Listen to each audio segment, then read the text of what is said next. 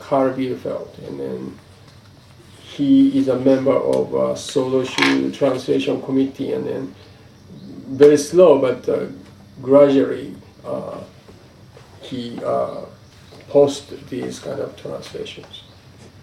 Scholarly, I think, correct, but Dogen's Japanese is very tricky to translate because he sometimes I think he's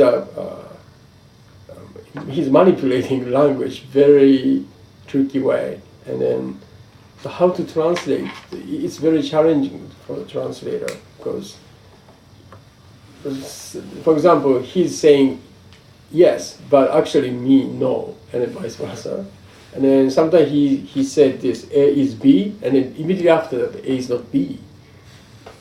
What does it mean? Right? So some fascicles is very metaphysical and highly philosophical. So that type of writing is very difficult. But this is very practical. So and also it's most important for us is to practice Zazen. So we should know what we are doing. That's my idea behind this, the reason I picked up this text. Okay, let's start reading. And stop me any time if you have a question or comment. Okay. Studying Zen is Zazen. It's very straightforward. Actually, studying Zen is a translation of Japanese word Sanzen. And usually this term is used in the context of Rinzai style of practice. And there, Sanzen means the monk is assigned to tackle with riddles, like what is the sound of one hand clapping? Or what is your original face before your parents were born? And so on. And the monks are assigned with this kind of riddle called koan. And his task is to break through this riddle. And the Sanzen is a chance for the monk to meet personally with his master and then present his answer, his insight into this koan. And then the master check it out and then usually refuse all the answer produced by the head. Okay. So, for example, the novice monk is assigned usually the koan of mu. Mu is nothing. This is based on the famous dialogue between Joshu, the name of the master, and then and the monk. The monk asks, "Does dog have Buddha nature?" Does dog have Buddha nature? That means even a dog can become a Buddha, kind of question. And then Joshu said, "Mu." What does he mean by saying mu? So that's a question. Or what is the sound of 100 clapping? And with this koan, the koan is a device to push the practitioner to the edge of the rational mind. We tend to rely on the rational mind to solve all the life issues. But according to Buddha's teaching, this rational mind is a source of the life issues. So in order to solve the life issue fundamentally or radically, we should go beyond that. That's the idea behind this device, koan.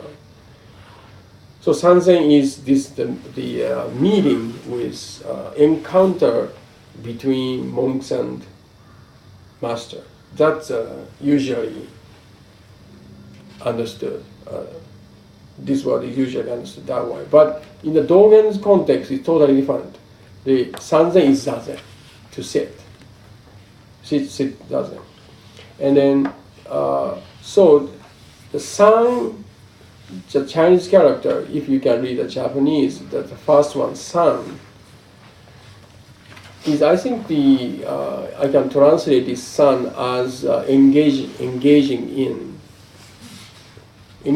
zazen is engaging zen is zazen. San is this character can be used as to me like a participation, take part in. So participating in zen is zazen. Or this san, Chinese character san, can be understood as surrender. We use this character to imply, to mean surrender, like give up, or when you have a battle and then surrender, right? Submit or submit. 降参する. Give up, surrender. Surrender or submit. So this character also has a connotation or implication of that kind of attitude. So surrender, submit to zazen, to zen is zazen. So for Dogen, sanzen and zazen is synonym, the same thing.